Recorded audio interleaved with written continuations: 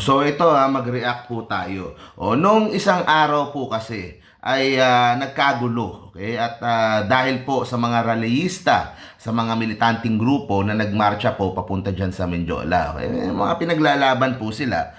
Pero naging magulo po at kailangan po silang i-disperse. So ito po yung nangyari. Ayun, no? Grabe. Talagang kailangan manggulo ng ganyan. Ayaw sumunod sa otoridad. Nagkagulo-gulo na ganyan.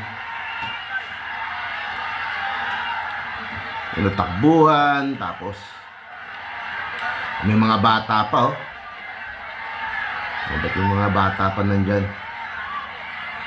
So yan po yung kaguluhan na nangyari po nung pong isang araw dyan. Nakunan po mismo ng news. Ayan, eh. Ito po iba, talagang matitigas yung ulo ng iba at nagkakagulo na, lalo pang nanggugulo. Pero ito po yung tanong po dyan, gaano kaya katotoo ito? Kasi may nakikita tayong umiikot na video na gaano ba katotoo na posibleng yung pong mga nagrarally po ay ito, pakita ko lang. Ito yung nakuhanan ng video na nagkakabayaran daw sa mga nag-attend ng rally sa may recto near UE Recto. Nakunan ito mga umaga. So yan, no? Meron daw ganyan na nagaganap. Okay? Saan nagkakaabutan ng kanilang TF ba yan? So yan po yung video na kumakalat at nakita ko. So para po doon po sa rally at so yun po ang tanong ko lang naman kung gaano kaya katotoo na gano'n na doon pa mismo nagkakaroon ng abutan, nagkakaroon ng exchange of salary in exchange for doon sa. So ano ba talaga yung totoong pinaglalaban? Ano ba yung totoong pakikibaka? So yan po kasi po minsan nakakagulo, minsan nakakadagdag sa traffic, minsan hindi naman bukal sa kalooban yung po pinaglalaban ng mga ibang rallyista. Siguro po yung mga pinuno nila, siguro talagang naniniwala sa kanya. Pero yung nga po, kailangan humakot pa, kailangan magdala pa ng mga tao para lang ilaban yung pong mga gusto nilang mangyari para ipakita na mukhang madami sila. When in reality, hindi naman po talaga ganun.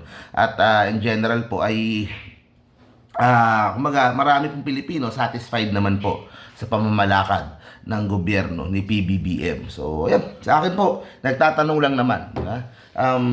Like I said po, yung pong mga militanting grupong ito, kung gusto nilang maggawa ng peaceful na protest, kung gusto po nilang gumawa ng mga demonstrasyon, sa akin po, kasama po yan sa ating demokrasya, okay? Freedom of speech. Diba? Pero pag yung nanggugulo na, pag yung nang-vandalize na, buti nga hindi na masyado nagva-vandalize. Dati grabe man vandalize. Pag nagva-vandalize na, kapag nang-iistorbo na ng ibang tao, kapag talagang napeperwisyo na yung mga ordinaryong mamayan, ibang usapan na po yun.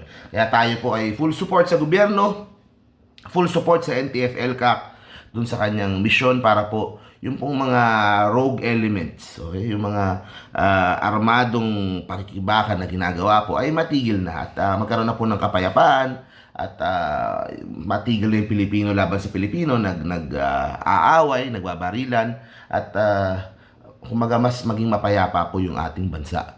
So tuloy-tuloy lang po yung coverage po natin. See you po sa next video. Stay safe parati, guys. Bye-bye.